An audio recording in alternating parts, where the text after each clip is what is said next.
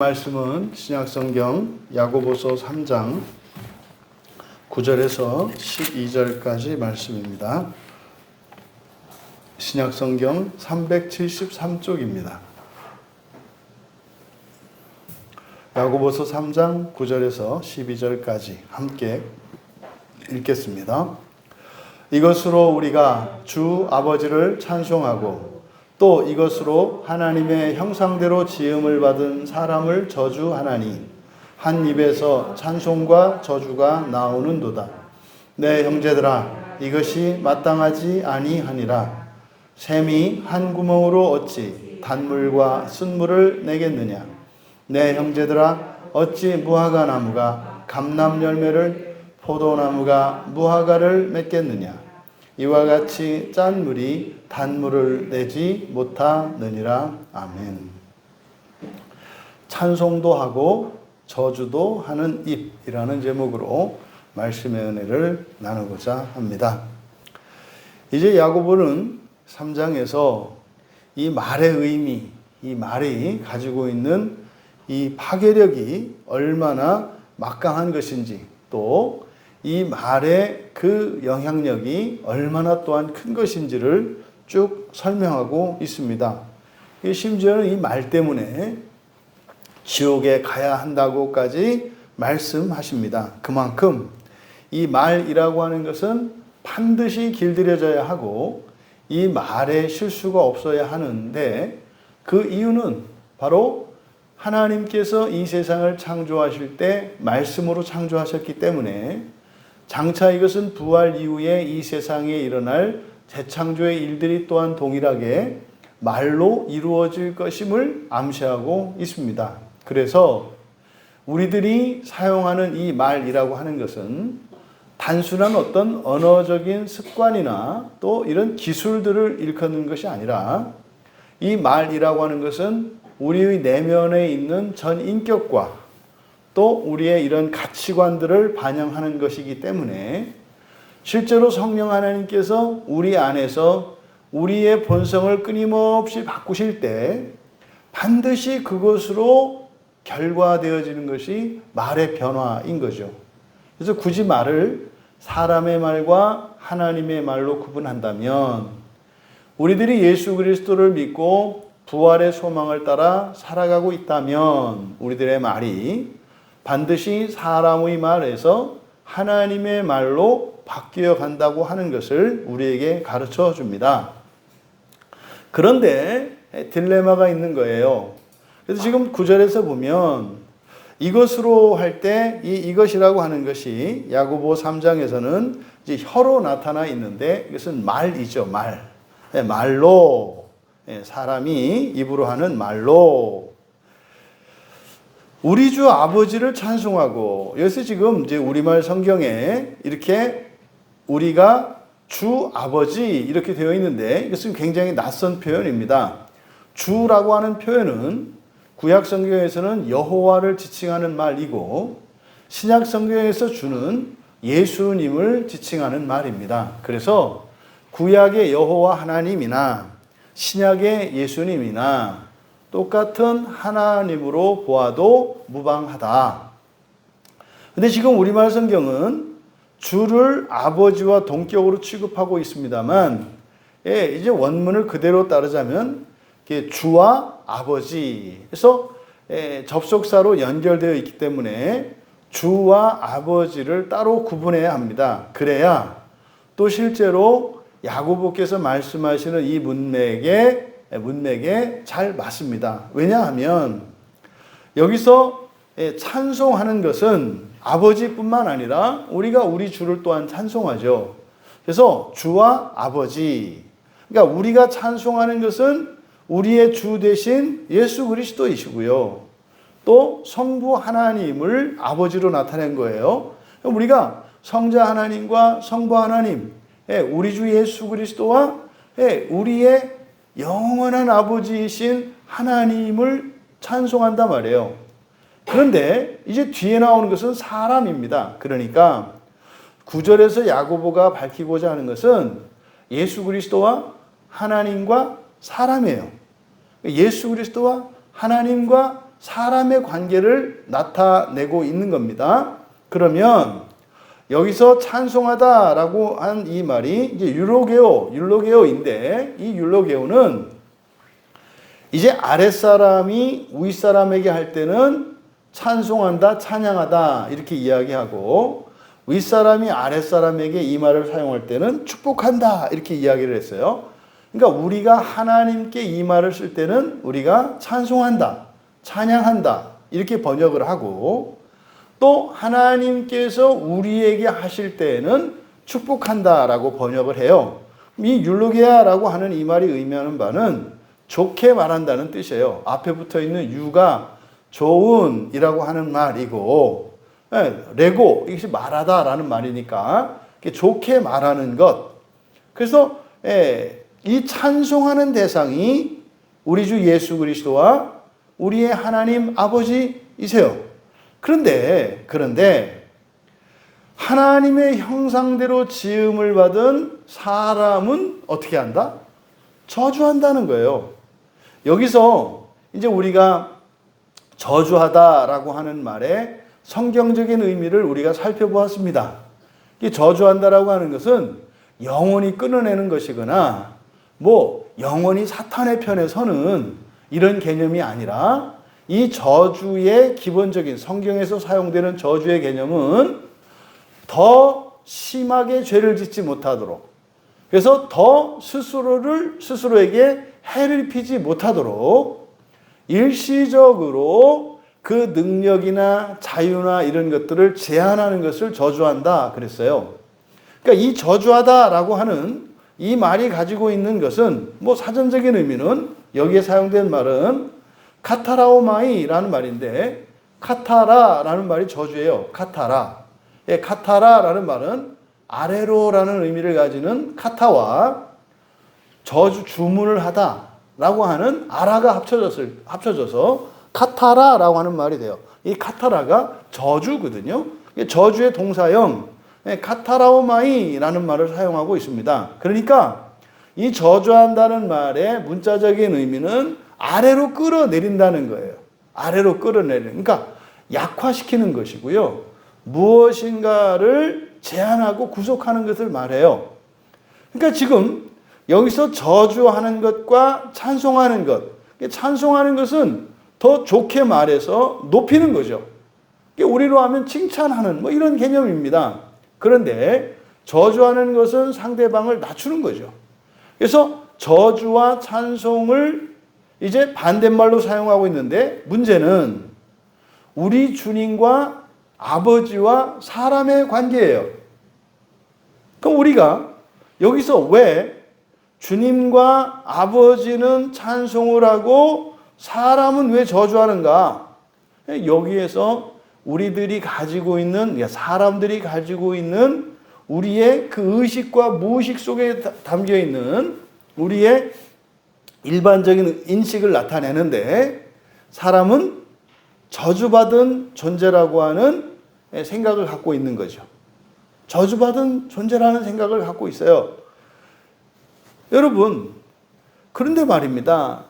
성경의 시작에서 끝, 그리고 성경에서 끊임없이 말씀하는 이 구원은 어떤 내용입니까? 사람을 하나님의 자녀로 삼으시는 거예요. 그 현재의 상태로 보면, 물론 우리 주 예수와 그리고 우리의 하나님과 우리 사이에는 이거는 가히 상상도 할 수 없는 무한한 질적 차이가 있고 영원한 분리가 있어요. 현재 상태로 놓고 보면. 그러한 이 관계 속에 하나님께서 이 세상에 오셔서 모든 질적 차이와 그 장벽들을 허무셔서 우리를 구원하시기를 시작을 하셨단 말이에요. 그래서 장차 우리를 어떻게 해요? 완전한 하나님의 자녀로 완성시키겠다고 하는 약속이 성경에 있는 거예요. 그러면 현재의 우리와 하나님 사이의 이런 관계와 장차 하나님께서 구원을 이루셨을 때 우리와 하나님의 관계는 어마어마한 차이가 있죠. 그러니까 우리가 왜 하나님께는, 왜 예수 그리스도께는 찬양을 올려드리면서 함께 살아가는 사람들에게 왜 저주를 하는가 하는 것을 우리가 인식할 수 있죠. 그러니까 우리는요, 이 사람이라고 하는 존재가 성경에서 말씀하는 바가 아니라 우리들의 인식과 우리들의 경험을 따라서 판단하고 있다는 것을 아는 거죠. 그러니까 우리를 예수 그리스도 안에서 우리를 하나님의 자녀라고 한단 말이에요. 하나님의 자녀. 그러면은요, 만약에 우리 주님과 성부 하나님 아버지를 찬양한다면 사람이라고 하는 존재도 마땅히 그렇게 찬양받을 존재인 거죠. 근데 우리는 우리를 찬양한다고 할 수 없으니까 우리에게 이야기할 때는 축복한다 이렇게 얘기하는 거죠. 그러니까 예수 그리스도 안에 있는 그리스도인들은 어떻게 해야 정상입니까? 과연 하나님을 찬양하고 우리 주 되신 예수를 찬양한다면 사람을 어떻게 해야 되는 거예요? 축복해야 하는 거예요. 근데 말입니다. 야고보가 당시의 교회에 있는 이 성도들, 이 교회 안에서 일어나는 이 교인들의 언사를 보면 하나님을 찬양해요. 예수 그리스도를 찬양해요. 그런데 교회 안에서조차 서로 저주하고 있는 모습을 보고 있는 겁니다. 여러분, 이걸 우리가 진지하게 생각해야 합니다. 왜냐하면 야고보는 이 사람에게 인터넷이 안 되네요. 사람에게 저주하는 이것을 지금 하나님과 결부짓고 있기 때문에 우리가 주의해서 봐야 한다 이 말이에요. 그러면은요, 지금 야고보가 말씀하고자 하는 취지는 뭡니까? 만약에 하나님을 찬양하고 예수 그리스도를 찬양한다면 마땅히 사람에게도 축복하는 것이 맞고, 또 반대로 사람에게 저주한다면 그것은 마치 하나님과 우리 주 예수 그리스도께도 그렇게 저주하는 것과 같다고 말씀을 하는 거예요. 근데 우리는 그렇게 생각하지 않죠. 왜요? 하나님은 하나님이시고 사람은 사람이라고 하는 이분법적인 사고를 가지고 있기 때문에, 그리고 완전하신 우리 주 예수 그리스도와 여전히 죄 가운데에서 허덕이고 있는 우리 사이에는 무한한 질적 차이가 있어서 당연히 하나님은 영광을 받으시고 사람은 마땅히 정죄받고 저주를 받아 마땅하다라는 생각을 우리가 가진단 말이에요. 근데 야고보는 그것이 잘못되었다고 말씀을 하는 겁니다. 여러분, 우리들의 이 말, 이 축복과 저주라고 하는 우리 한 입에서 나오는 완전히 상반되는 이 서로 다른 이 두 말, 이것이 바로 예수 그리스도를 믿고 그리스도 예수 안에서 하나님의 자녀된 사람과 이 세상을 창조하신 창조주 하나님과 우리를 구원하신 예수 그리스도 사이에 이 관계 설정과 관련이 있다고 말씀하는 거예요. 그러니까 단순히 우리들이 사람에게 축복의 말을 하지 않고 저주의 말을 하는 이런 것을 단순히 인간의 언어적인 실수나 결함이거나 사람 사이에 일어나는 일어날 수 있는 어떤 일, 이렇게 보아서는 안 되고, 이것은 누구에 대한 것과 연결짓고 있어요? 하나님께 대한 것과 연결짓고 있어요. 우리가 많은 분들이 그 이야기를 합니다. 사람은 하나님의 형상으로 지음을 받았기 때문에, 또 사람은 하나님의 자녀이기 때문에 사람을 사람으로만 볼 것이 아니라 하나님의 형상을 닮은 하나님의 자녀로, 하나님의 사람으로 동일하게 보아야 한다는 이야기를 해요.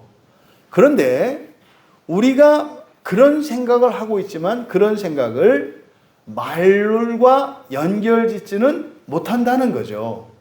바로 야고보는 이 부분을 우리에게 말씀하고 있는 겁니다. 여러분, 한번 우리들의 상황을 되돌아보십시오. 교회 안에 성숙한 신자들이 있고 미숙한 신자들이 있어요. 그럼 성숙한 신자들이 말입니다. 성숙한 신자와 이렇게 미숙한 신자들의 여러 가지 차이점과 공통점이 있겠습니다만, 사실은 찬송할 수 있을 때는 누구나 다 찬송을 해요. 하나님께 감사하고 영광을 돌릴 만한 때는 누구나 다 해요. 성숙한 신자든 미숙한 신자든 상관없이 한다 이 말이죠. 그런데 문제는, 차이점은 뭐냐면, 그렇게 찬송할 수 없을 때, 하나님께 감사할 수 없을 때, 여기에서 차이가 나죠. 그러니까 고난 중에, 불행 가운데, 환난 중에 있을 때라도 하나님께 찬양과 영광을 올려드리고 감사할 수 있는 이들은 성숙한 신앙인들이라 할 수 있고, 또 반대로 그렇지 못한 사람들은 상대적으로 현재의 시점에서 미숙한 신자라고 우리가 할 수 있는 거죠. 그러면 우리가 성숙한 신자와 미숙한 신자를 구분할 수 있습니다만, 성숙한 신자들도요, 성숙한 신자들이 고난 중에도 하나님께는 찬송을 올리잖아요. 그런데 사람에게는 어떻게 하는가 생각해 보십시오.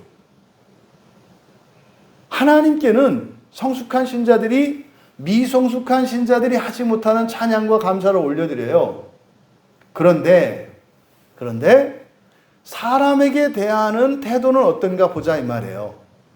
성숙한 신자라도 사람이 사람 사이에서 일어나는 이러저러한 환난과 어려움 때에, 그때는 사람에게 축복하지 못하는 것을 우리가 발견해요. 그러니까 미성숙한 신자나 성숙한 신자나 사람에게 대하는 것은 그다지 다르지 않은 것을 본다. 물론 성숙한 신자 가운데에서 더 성숙한 신자들은, 그러니까 그 다음은요, 사람에 대한 태도와 말에서 우리가 그 차이점을 발견할 수 있는 거죠. 그러니까 하나님께 대한 그런 찬양과, 경남이가 와서 해주세요. 하나님께 대한 찬양과 감사, 이것이 1차적인 성숙과 미성숙의 기준이라면, 2차적으로 성숙도에 있어서 더 높은 차원의 성숙도를 구분할 수 있는 것이 사람에 대한 우리들의 태도인 것을 알 수 있어요. 그러면 야고보의 지금 관심은 부활에 있고 하나님의 의에 있다고 했지 않습니까?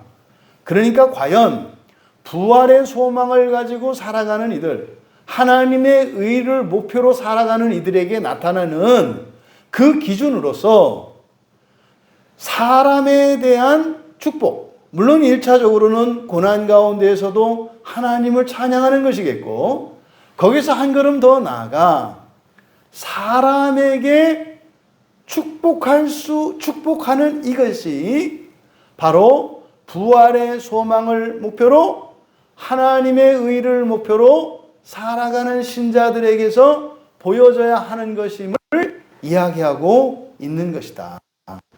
여러분, 우리가 누군가를 축복하고 저주하는 것은 어떤 조건과 대상에 따라서 달라질 수 있다는 생각을 갖습니다. 그런데 말입니다, 하나님의 의를 목표로 해서 살아가는 신자들은 사람들에게 하는 축복과 저주의 이유가 부활의 소망에 있으며 하나님의 의를 목표로 살아가고 있기 때문에 그렇게 해야 하는 것임을 우리에게 가르쳐주고 있다. 10절에 한 입에서 찬송과 저주가 나온다. 네, 형제들아, 이것이 마땅하지 않다. 이것은 이때 당시 초대교회의 상황입니다. 이것은 오늘날 우리들의 신앙의 형편을 돌아보아도 그렇게 다르지 않은 것을 우리가 알 수 있습니다. 이것은 또한 야고보의 이 말씀을 통해서 지상을 살아가는 사람, 신자의 실존을 알 수 있죠. 우리는 한 입으로 이렇게 찬송도 하고 저주도 하는 존재입니다. 이거는 동일한 사람에 대해서도 축복을 하기도 하고 저주를 하기도 하며, 또 비슷한 사람에 대해서도 어떤 사람에게는 축복을 하고 어떤 사람에게 저주하기도 합니다. 이것이 죄 가운데 있는 우리의 비참한 실존이에요. 그러니까 입은 내 입인데 동일한 상황과 동일한 조건에서조차 어떤 경우에는 축복을 하고 어떤 경우에는 저주할 수밖에 없는, 그러니까 정말 곤고한 자로서 사망의 몸에 있는 비참한 우리의 실존을 알 수 있는 거죠. 그런데 야고보께서 나의 형제들아 이것은 마땅하지 않다 이렇게 말씀을 해요. 마땅하지 않다, 이것은 무슨 도덕적 판단이거나 이것은 야고보의 개인의 생각이 아니죠. 이것은 예수님의 말씀에 근거로 해서 하는 겁니다.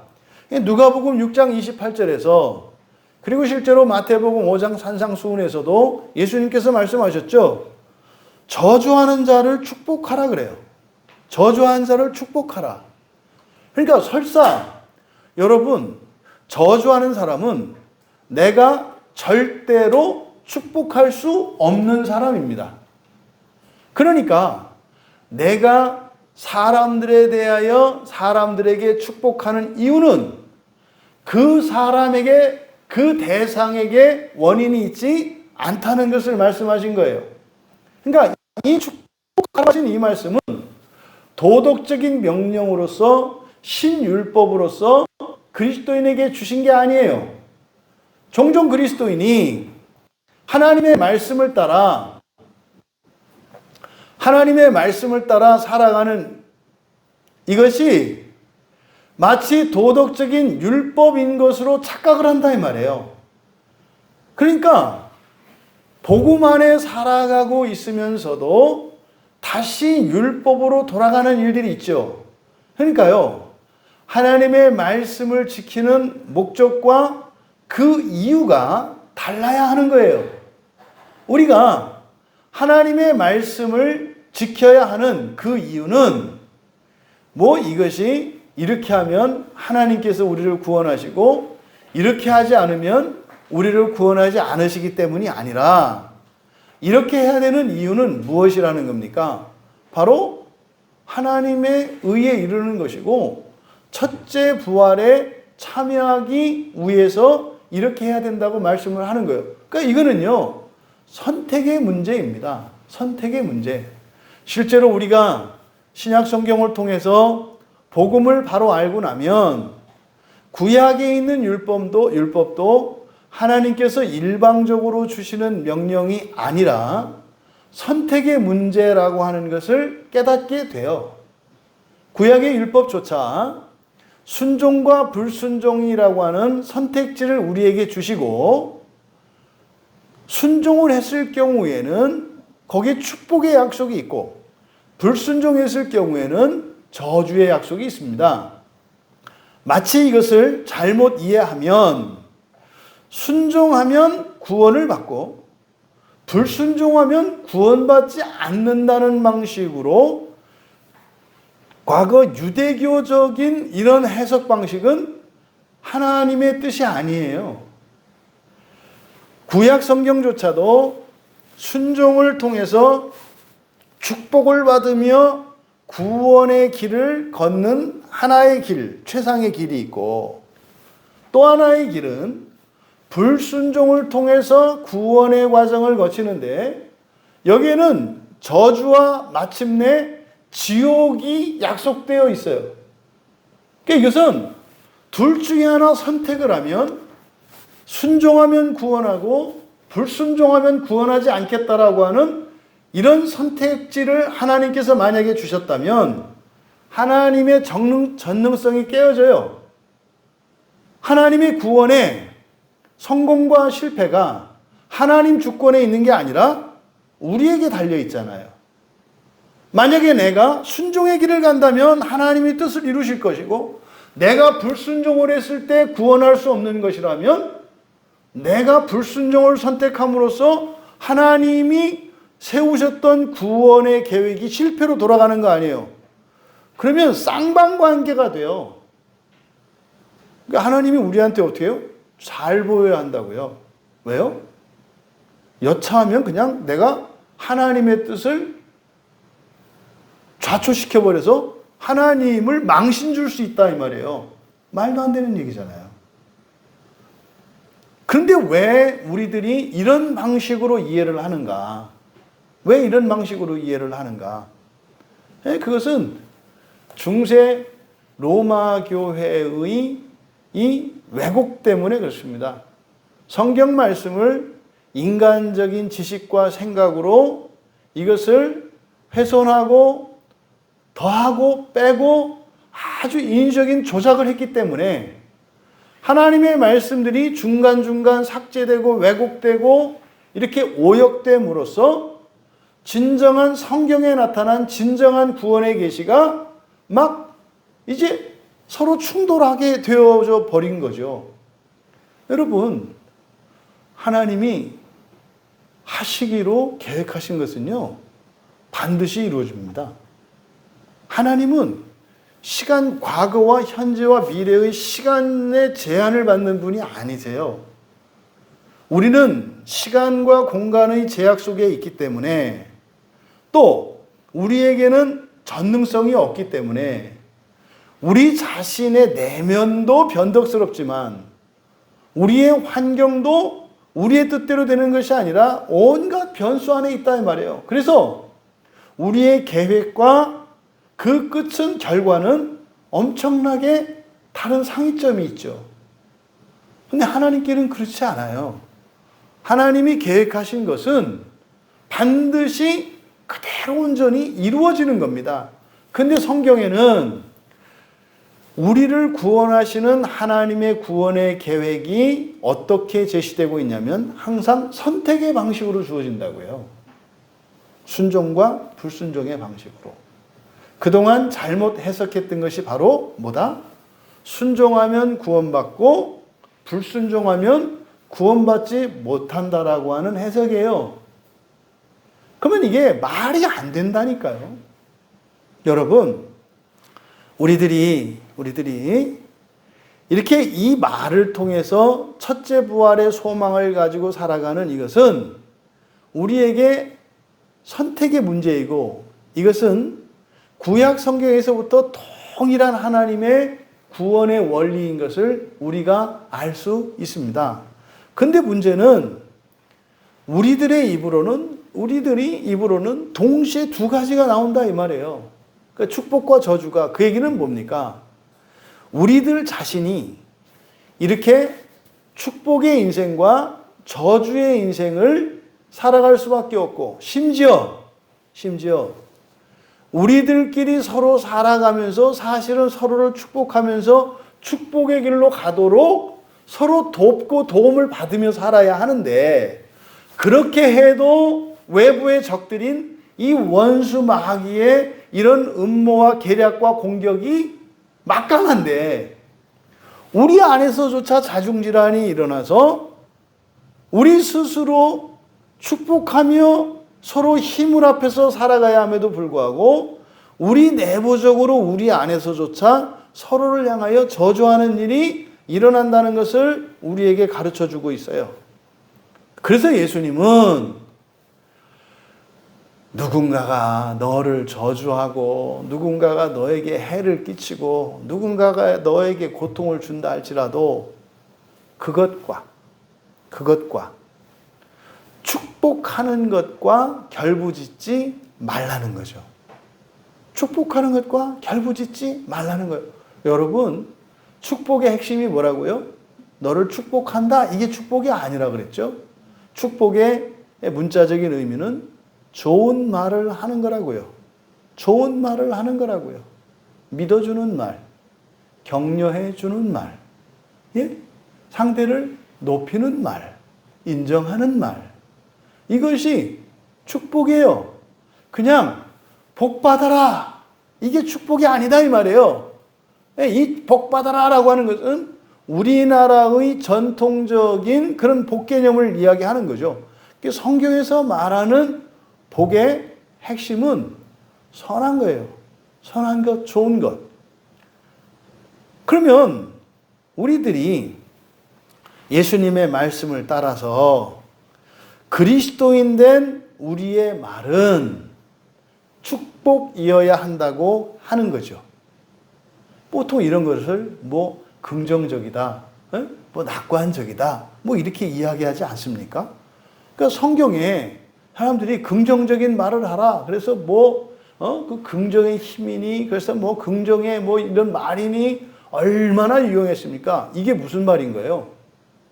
예수님께서 하신 축복하라는 예수님의 말씀을 그렇게 적용적으로 풀어서 이야기한 거죠. 우리가 사람에게 저주의 말을 하지 않고 축복의 말을 해야 되는 그 근거, 그 이유, 1차적인 이유는 예수님의 명령이기 때문이에요. 예수님의 명령이기 때문이에요. 또 실존적으로는 우리가 구원의 길을 이루어갈 때 나 자신이 축복의 길을 따라서 구원을 이루어가는 것이 나에게 유익하기 때문이에요.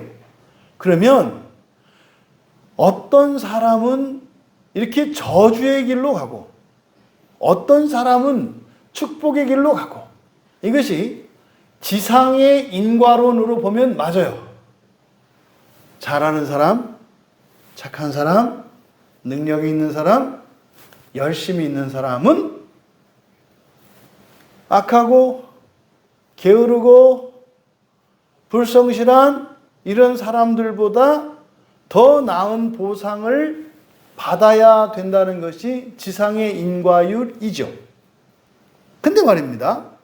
이것이 지상의 인과율인 것 같지만 이것을 가족관계 안으로 가지고 들어가 보십시오.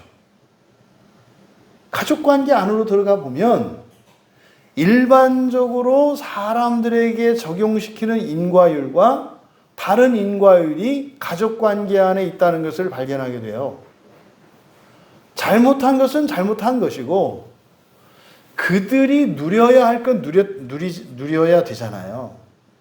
근데 사람들에 대해서는 동일한 기회나 동일한 자유나 동일한 복이 주어지면 안 된다라고 하는 생각을 가지고 있는 거죠. 그리스도인과 비그리스도인의 차이가 여기 있는 겁니다. 잘못한 것은 고쳐야 되고 새로워져야 되는 거예요.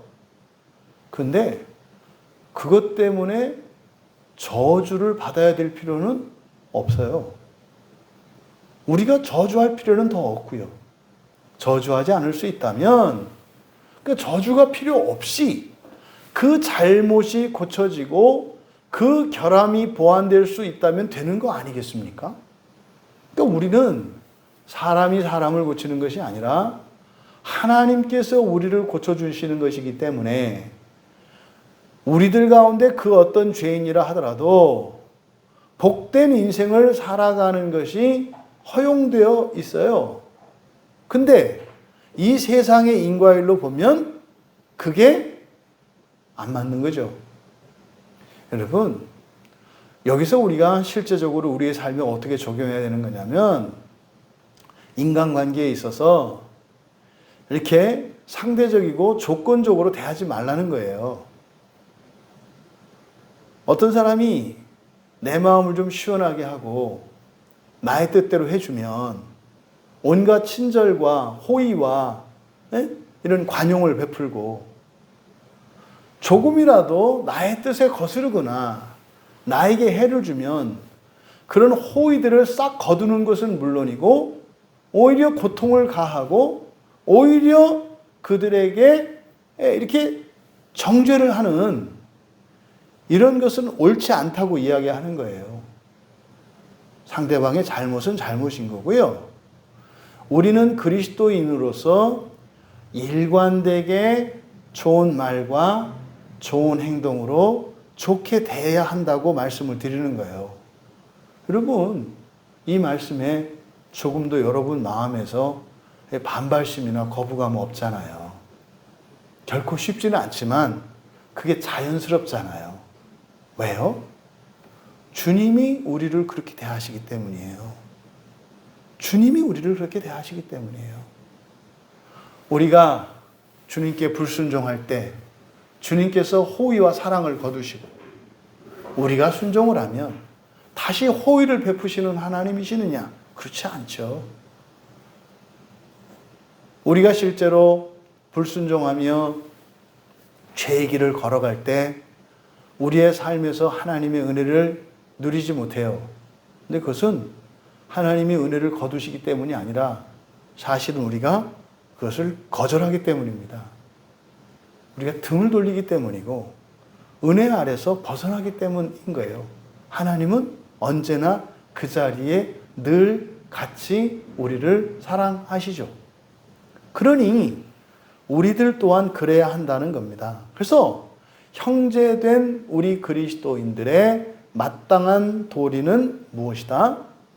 상대에 따라서 또 상대의 어떠함에 따라서 축복과 저주가 달라지는 것이 아니라 주님의 명령에 따라 또 우리가 정녕 하나님의 의를 목표로 첫째 부활의 소망을 가지고 살아간다면 상대방이 어떠할지라도 언제나 우리는 일관되게 축복의 말을 하며 살아가야 하는 것이 마땅한 도리다라고 말씀한 겁니다. 이거는 여러분 하나님의 말씀 또한 이 말씀 또한 선택이라는 거죠. 근데 이 선택은요 이렇게 할 것인가 말 것인가 단순히 그것이 아니라 그 결과가 무엇인지를 여러분들이 아셔야 한다. 사실상 가까운 사이일수록 이런 실수를 많이 하죠. 이렇게 허물이 없는 서로 어떤 경계심이나 이런 것이 없는 사이일수록 이런 것을 하죠. 그리고 우리에게는 잘못된 이 지상인과론, 이 지상의 인과율을 가지고 있기 때문에 상대방이 한 행동이나 말에 의해서 우리의 행동과 말도 달라지는 것이 정상이라는 생각을 갖고 있죠. 근데 지금 새벽에서 철저히 참 욥이 이 고난을 받으며 시험을 겪는 것이 바로 이것 때문이잖아요. 지상의 인과율을 버리고 천상의 인과율로 나아가기 위한 거잖아요. 이게 동일한 원리인 겁니다. 동일한 원리. 여러분들 스스로 내가 과연 가까운 가족들을 대하고 지체들을 대하고 이웃들을 대할 때 어떻게 내가 대해왔고 어떠한 기준을 갖고 있는가를 여러분 스스로 점검할 수 있게 되기를 바랍니다.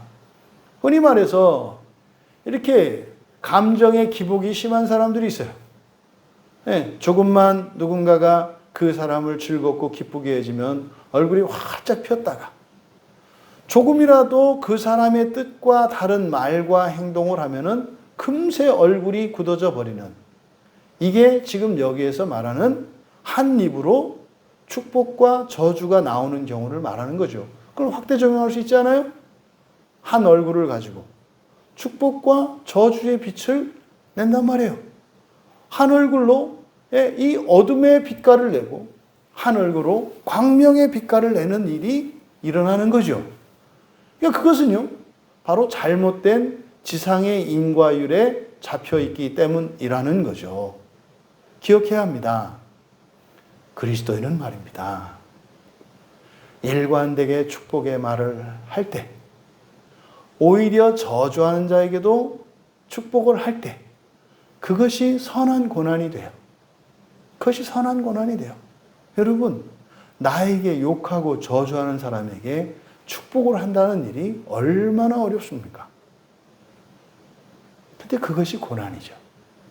그것이 바로 선한 고난입니다. 거기에서 하나님이 구원하시는 일들이 일어나는 거죠.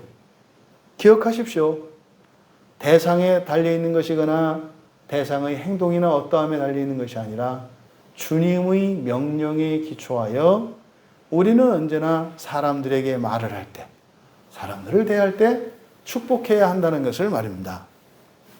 11절과 12절에서는 자연의 섭리를 이야기하고 있어요.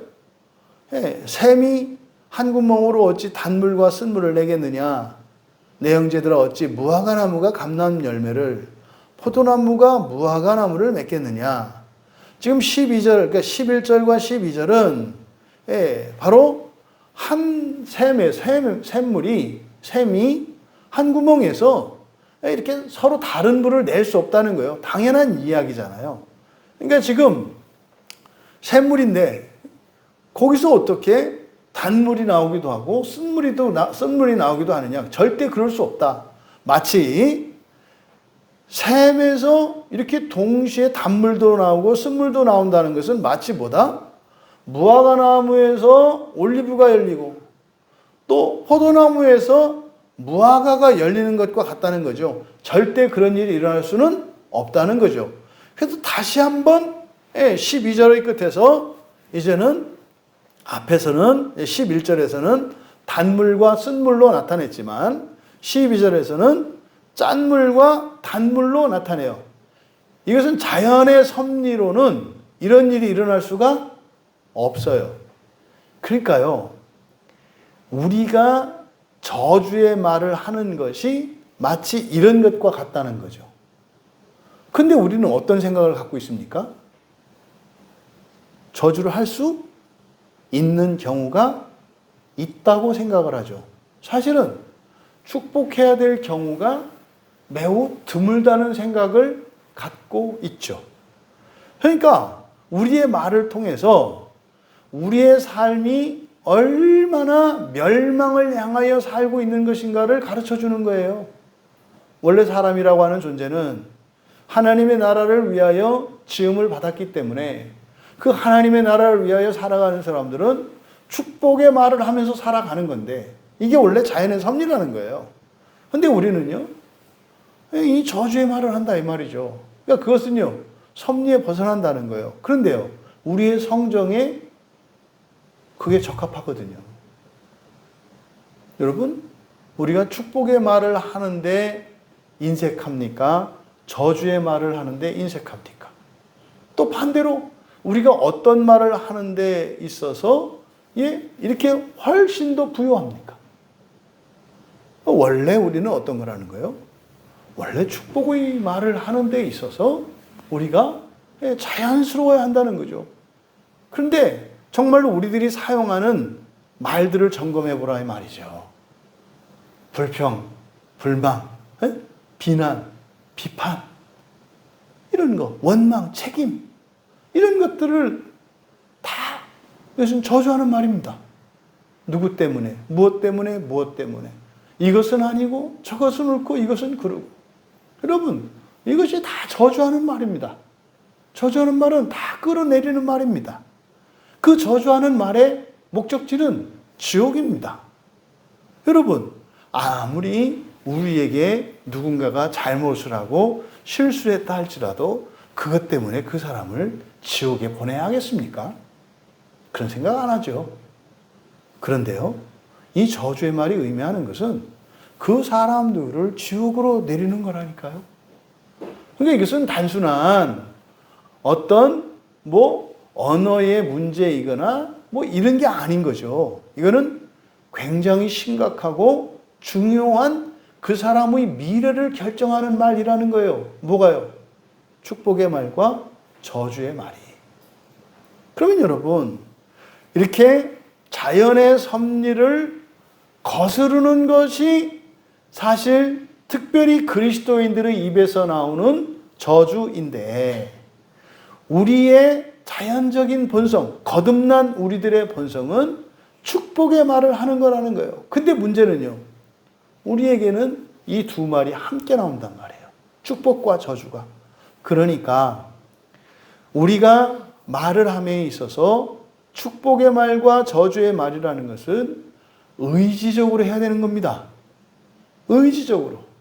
그러니까 심한 경우에 이렇게 저주의 말이 나와야 되는 상황이고 저주의 말을 하지 않을 때라도 우리가 의지적으로 그 저주의 말을 바꿔야 하는 거죠. 무엇으로요? 축복의 말로 말입니다. 여러분,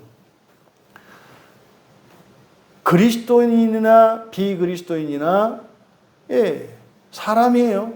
사람이에요. 그럼 보십시오. 실제로 우리가 이제 뭐 이렇게 외관상 교회에 출석하고 교회에 출석해서 예배를 드리고 교회 생활하는 사람들을 우리들이 이제 그리스도인이구나 이렇게 구분할 수 있고, 그렇지 않은 사람들을 비그리스도인이다 이렇게 볼 수 없어요. 말해보고 그 사람의 신앙 고백을 들어보기 전까지는 그렇게 우리가 그들의 생활을 보고 판단할 수밖에 없습니다. 그럼 보세요. 그리스도인이라고 그래서 항상 축복의 말을 하고 있느냐면 우리의 실존을 보면 그렇지 않다는 거예요. 이게 야고보의 말씀이잖아요. 그럼 반대로 사람은요, 축복과 저주의 말을 동시에 하는 게 이 죄 가운데 있는 우리의 실존이라니까요. 이거는 그리스도인이냐 비그리스도인이냐에 달려있지 않아요. 대표적인 예를 들어볼까요? 스님이나 또 이렇게 도덕심이 강한 또 굉장히 교양이 있는 이런 사람들은 저주의 말 하지 않아요. 참죠. 그러면 반대로 이렇게 인격적으로 문제가 있고 정말 상식이야. 몰상식한 그런 그리스도인들이 있을 수 있지 않겠어요? 그런 사람들은 오히려 비그리스도인보다도 더 축복보다 저주의 말을 즐겨 쓰는 것을 우리가 보게 돼요. 그러니까 이거는요, 지금 여기서 말에 대해서 말씀을 하고 있는데 사실상 이것은 믿음이냐 뭐 이런 이야기가 아닌 거예요. 이거는 한 가지 목적입니다. 하나님의 의를 이루고자 하는 사람이라면 믿음과 상관없이 이것은 의지적으로 해야 되는 부분이에요. 무엇이? 축복의 말이. 여러분, 그리스도인의 말은 저주의 말이 아니라 축복의 말이어야 합니다. 보십시오.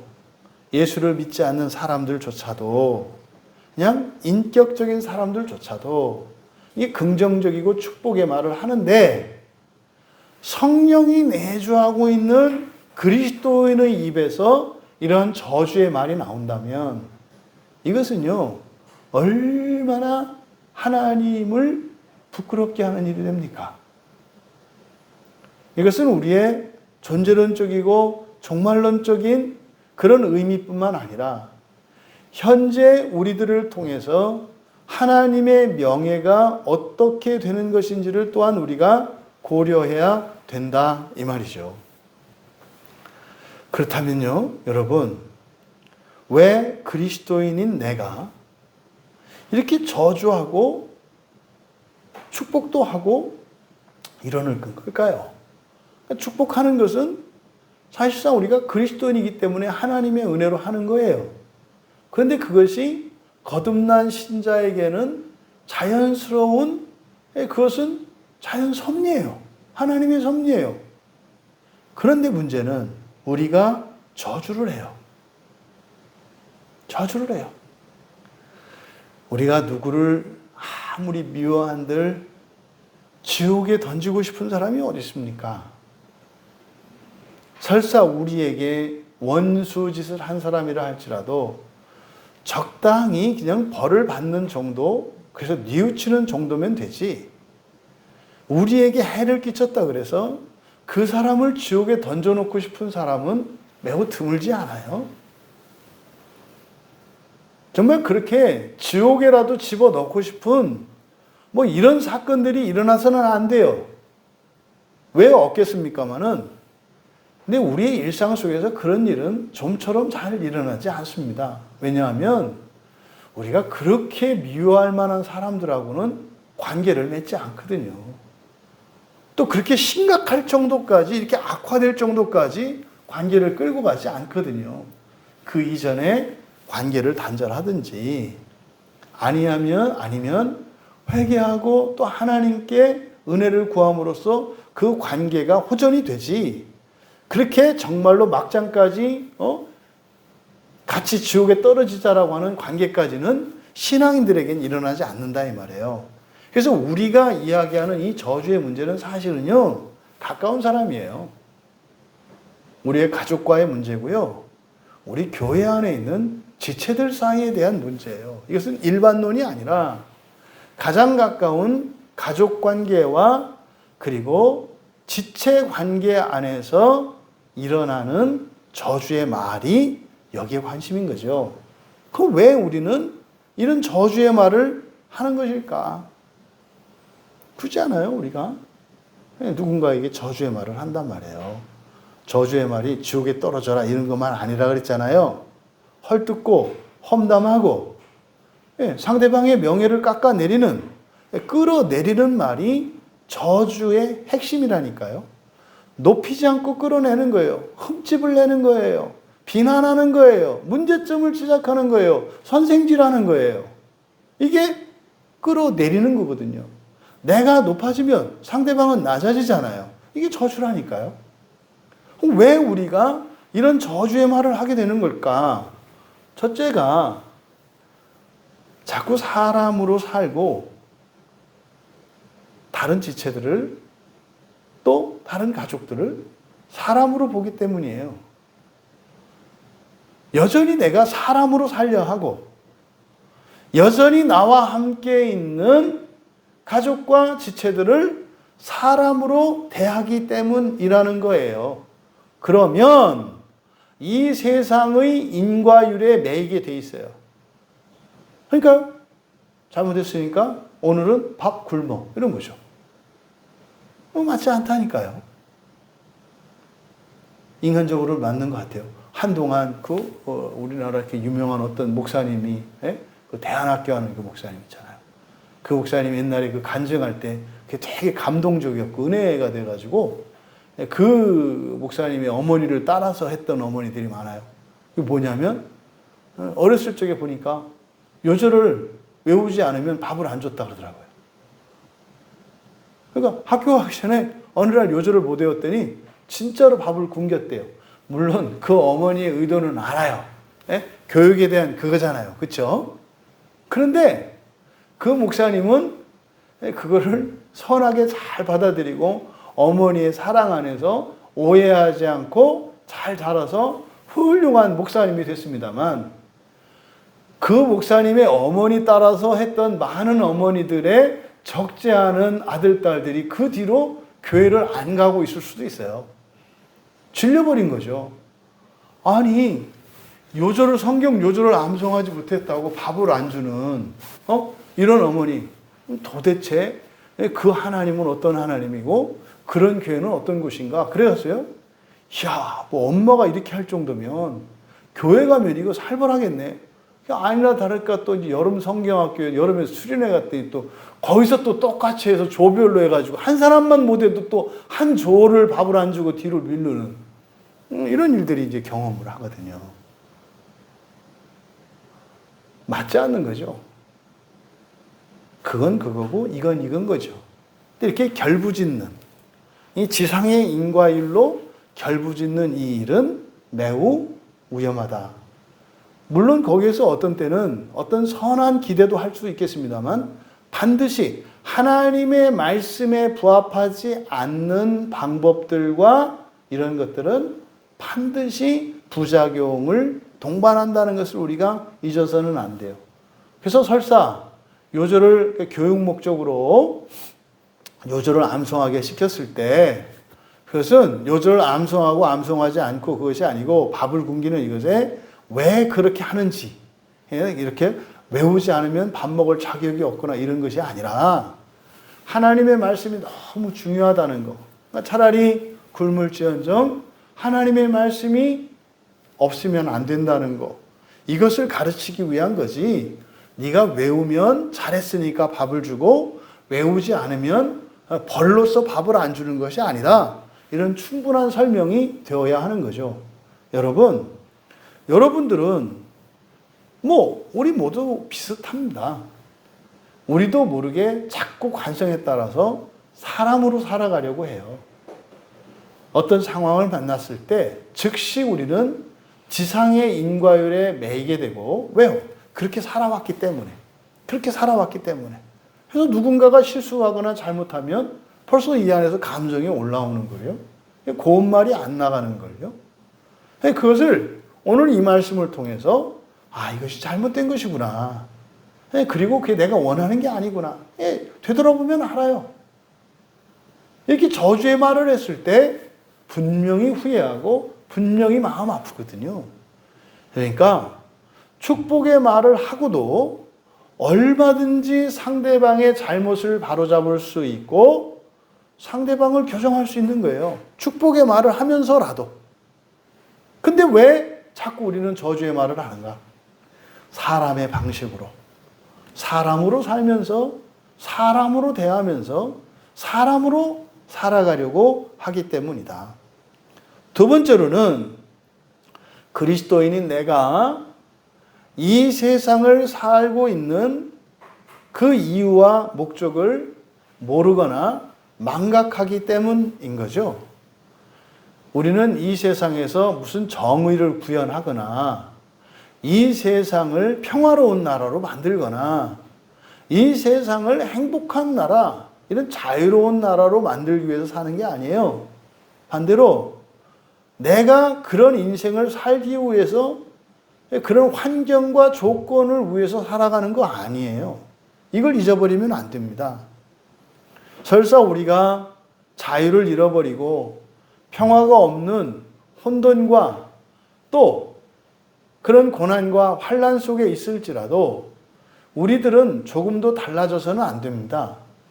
우리들이 지금 살고 있는 그 목적은 바로 하나님 나라에 있다는 것을 우리가 기억해야 합니다. 하나님이 창조하신 이 세상, 더군다나 아담과 하와의 타락 이후를 살아가는 우리들로서는 하나님이 창조하신 이 세상이 사람의 불순종으로 인해서 심각하게 부패되고 오염되었기 때문에 그것을 온전히 회복시키기 위해 살고 있다는 사실을 잊어서는 안 됩니다. 거기에 적응하기 위해서 하는 게 아니라요. 그것을 온전하게 회복시키는 일, 이게 재창조 아닙니까? 그 재창조의 일을 위해서 우리가 존재하고 있고 우리가 구원받았고 우리가 구원을 이루며 은혜 가운데 살아가야 한다는 것을 기억하셔야 한다. 그런데요, 그 재창조의 시작은 어디서 시작이 돼요? 우리의 부활입니다. 우리의 부활이에요. 부활되기 이전에는요, 우리에게 그런 능력이 없고요. 또 이 세상이 그렇게 되지 않습니다. 그러니까 우리는 부활 이후에 이 창조 세계 전체를 타락하지 않았더라면 이 기간 동안 이루었을 이 창조 세계의 완전한 아름다움을 회복하게 될 겁니다. 그게 재창조의 일이거든요. 그 재창조의 일은 부활한 신자들에 의해서 일어나는 거죠. 그러니까 우리가 이 지상을 살고 있는 것은 바로 그 부활을 위해서 살아가고 있는 것임을 기억해야 된다. 그러면요, 인간관계 속에서 가족관계나 교회의 지체관계에서 어떤 문제가 생겼을 때 그것을 잊어버리게 되면 금세 하늘 아래 이 세상으로 떨어져요. 그러면 지상의 인과율이 작동합니다. 내 누수 속에서. 그럼 이것에 의해서 반쪽짜리 판단을 하게 돼요. 그 결과는 뭐예요? 저주가 나온다 이 말이에요. 저주가. 우리는 부활을 위해 살고 있다는 사실을 잊어서는 안 됩니다.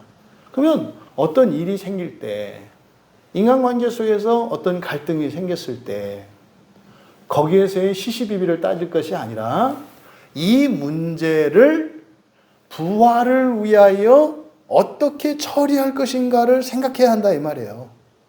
이해되시죠? 부활을 목표로 살지 않는 사람은 개별 사건의 원인을 분석하고 책임을 따지고 다음에 또 똑같은 일이 일어날 거에 대한 두려움을 예방하기 위한 조치를 취한단 말이에요. 이게 지상의 인과율이에요. 근데 우리는요, 그렇게 하지 않죠. 어떤 상황이 일어나게 되면 이 상황의 영적인 의미가 무엇인지, 영적인 의미라는 게 뭡니까? 이것을 부활과 연결시키는 거예요. 이게 부활과 어떤 일이 일어나는지.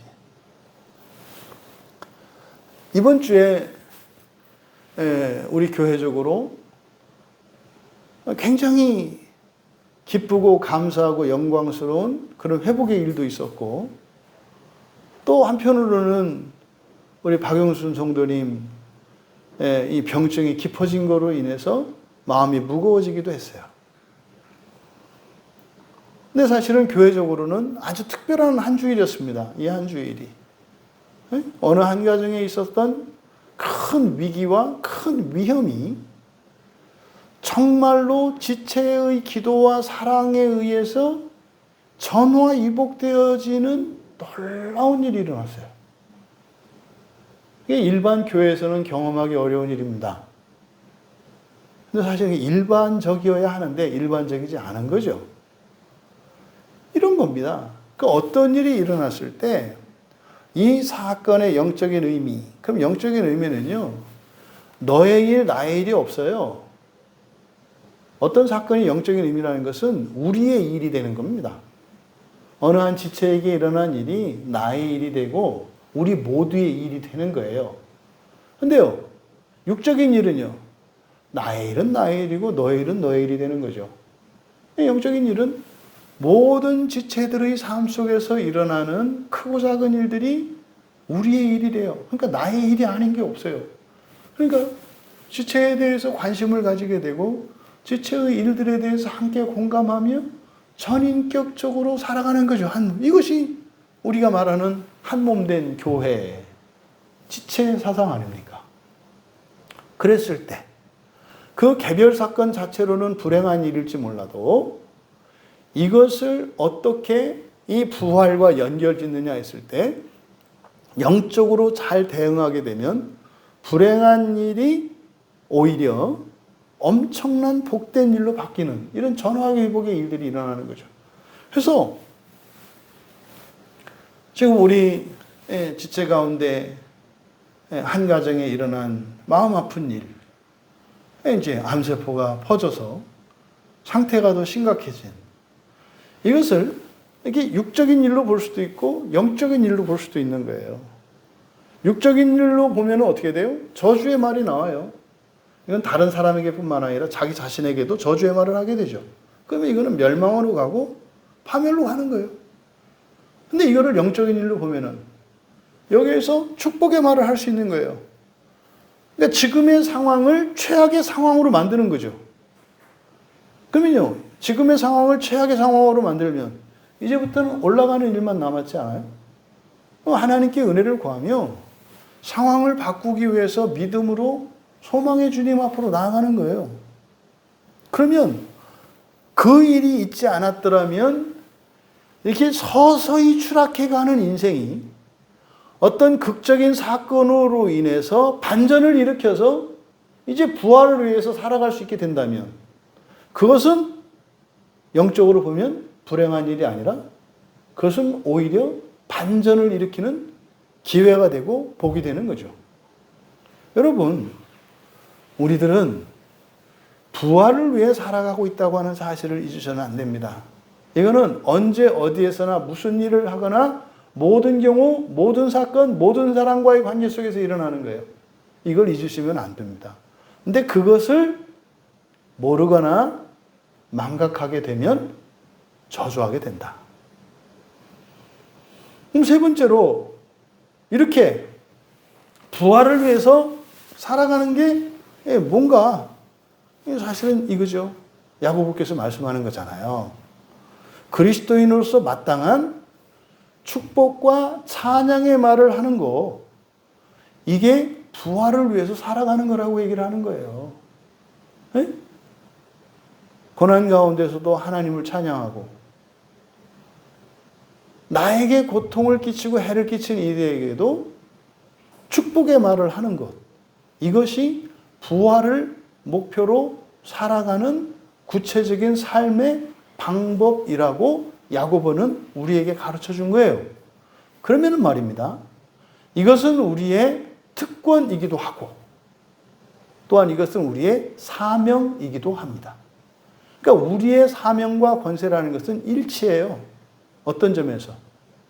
구원을 이루고 부활을 이루어 간다는 점에서. 왜? 부활은 개인적으로 일어나는 것이 아니라 공동체적으로 또한 일어나는 것이기 때문에 바로 이 축복의 말, 찬양의 말이라고 하는 것은 부활을 위해 살아가는 구체적인 방편이라는 것을 우리가 알 수 있다. 나를 위해 그렇게 축복의 말을 하며 찬양을 하며 살아가는 우리 모두 되시기를 바랍니다. 그렇다 하더라도 우리의 입은 축복과 저주의 말이 동시에 나오기 때문에 나도 모르는 새에 저주의 말이 나올 수 있어요. 나올 수 있어요. 불가피합니다. 그랬을 때 깨달을 수 있어야죠. 깨달을 수 있어야죠. 그 즉시 저주의 말이 나아갔을 때 그것이 어리석은 것이고 부활을 소망으로 살아가는 나에게 합당하지 않은 것임을 즉시 깨닫고 그것을 주워 담아야 합니다. 그 즉시 자기의 비참을 인정하고 주님의 은혜를 구하며 회개하며 거룩한 성도가 되어가면 되는 거예요. 그러면 축복의 말을 할 뿐만 아니라 저주의 말도 하게 되는데 저주의 말을 했을 때 그것을 통해서 나의 약점과 나의 허물을 깨닫고 그것으로 회개함으로써 이제 그 저주의 말이 사라질 수 있도록 하나님께 은혜를 구하며 살아갈 때 점점점 우리 입에서는 저주의 말이 사라질 것이고 우리의 삶 속에서는 저주의 그림자가 사라질 것이고 축복과 찬양의 영광의 빛이 점점 더해져 가게 될 것입니다. 분명 우리의 입은 찬송도 하고 저주도 하는 입입니다. 하지만 저주의 말을 했을지라도 즉시 그것을 회개하고 하나님의 은혜를 구하며 축복의 말로 바꾸며 그렇게 부활의 소망을 여러분 자신뿐만 아니라 함께하는 사랑하는 이들과 함께 영원한 나라의 소망으로 더욱 살아가실 수 있게 되기를 주님의 이름으로 축원합니다. 우리 말씀을 생각하며 잠시 기도하는 시간을 갖습니다. 하나님, 제 입에서 이렇게 축복과 저주, 찬양과 원망, 이 말이 언제 어떻게 무엇 때문에 나오는지 되돌아보며 확인할 수 있는 시간 되기를 원합니다. 그동안 조건과 상황에 따라서 축복의 말과 이 찬양의 말과 저주의 말을 선택했다면 이후로는 이런 환경과 조건이 아니라 또 대상이 아니라 주님의 명령을 따라 또 우리가 부활의 소망의 삶을 살고 있기 때문에 그것을 이루기 위해 무조건적으로 축복의 말을 하며 살아가는 것이 옳다는 판단을 갖게 해주시고 또 여전히 우리의 연약함으로 인하여 저주의 말을 할 때라도 즉시 그 잘못과 어리석음을 깨닫고 즉시 회개하며 저주의 말들이 축복의 말로 바뀔 수 있는 인생을 살기 원합니다. 이것이 또한 나 한 개인에게서 뿐만 아니라 사랑하는 우리 가족 모두에게서 또 사랑하는 우리 광야교회 지체들 모두에게서 동일한 은혜의 일들이 일어나게 하시고 동일한 결단의 시간이 되게 하여 주시옵소서. 우리 같이 말씀을 생각하며 같이 기도합니다.